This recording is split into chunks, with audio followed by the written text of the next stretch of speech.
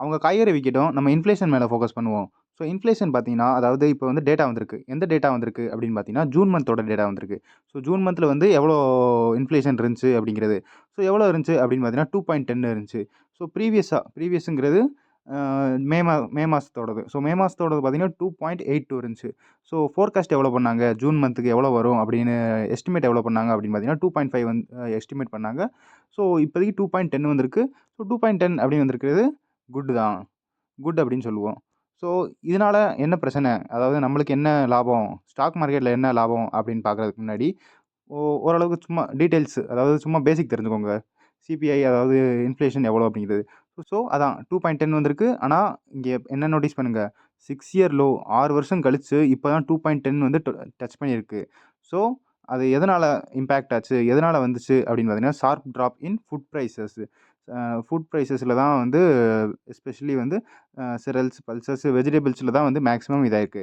So எதால இந்த inflation டேட்டாலாம் calculate பண்ணுவாங்க அப்படின்னு பார்த்தீங்கன்னா, மேக்ஸிமம் வந்து ஃபுட் அண்ட் பெவரேஜஸ்ல தான் 45.9% வந்து அதான் வந்து கான்ட்ரிபியூட் பண்ணுது. ஸோ செரல்ஸ்ல வந்து இத்தனை பெர்சன்டேஜ், வெஜிடபிள்ஸ் இத்தனை பெர்சன்டேஜ், அப்புறம் அதர் ஃபுட் ஐட்டம்ஸ் இந்த மில்க், எக் இதெல்லாம் பார்த்தீங்கன்னா 25% கிட்ட வரும். ஸோ மில்க், எக் மட்டும் இல்ல, இன்னும் எக்ஸ்ட்ரா நெறைய ஐட்டம்ஸ் வரும். ஸோ நான் ஃபுட்ல என்னென்ன இருக்கு அப்படின்னு பார்த்தீங்கன்னா, ஃபியூல் இருக்கும், ஹவுசிங் இருக்கும், அப்புறம் மத்த ஐட்டம்ஸ்லாம் இருக்கும். ஸோ அது வந்து 54.1%. ஸோ அடுத்து இதில ஸ்டாக் மார்க்கெட்ல என்ன கனெக்ஷன்? என்ன கனெக்ஷன் அப்படின்னு பார்த்தீங்கன்னா, ஸோ எவ்வளோக்கு எவ்வளோ வந்து ரீட்டெயில் இன்ஃப்ளேஷன் கம்மியா இருக்குமோ, அதுக்கேத்த மாரி ரெப்போ ரேட் கட் பண்ணுவாங்க. ஸோ ரெப்போ ரேட் கட்னா என்ன அப்படின்னு பார்த்தீங்கன்னா, ஆர்பிஐ வந்து மத்த நம்ம கேள்விப்பட்ட பேங்க் அதாவது இந்த ஹெச்டிஎஃப்சி, ஆ ஐசிஐசிஐ இதான் மெயினு. அடுத்து எஸ்பிஐ இந்த மாரி நெறைய பேங்க் வந்து என்ன செய்வாங்க அப்படின்னு பார்த்தீங்கன்னா, ஆர்பிஐ வந்து இவங்களுக்கு லோன் குடுப்பாங்க. ஸோ இவங்களுக்கு லோன் குடுக்கும்போது அவங்க என்ன செய்வாங்கன்னா, ஒரு பெர்சன்டேஜ் வந்து வச்சிருப்பாங்க. ஸோ அந்த பெர்சன்டேஜ் வச்சு தான் இவங்களுக்கு லோன் குடுப்பாங்க. ஸோ அந்த பெர்சன்டேஜ தான் ரெப்போ ரேட் அதாவது இன்ட்ரெஸ்ட் ரேட் அப்படின்னு சொல்லுவாங்க.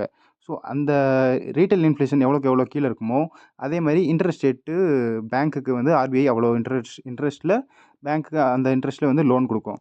ஸோ இங்கே அதான். ஸோ எவ்வளோக்கு எவ்வளோ வந்து பேங்க் வந்து கம்மியா லோன் குடுக்குமோ, நம்மளுக்கு அதே மாரி பேங்க்ல இருக்கிற லோன் வந்து நம்மளுக்கு கம்மியா கிடைக்கும்.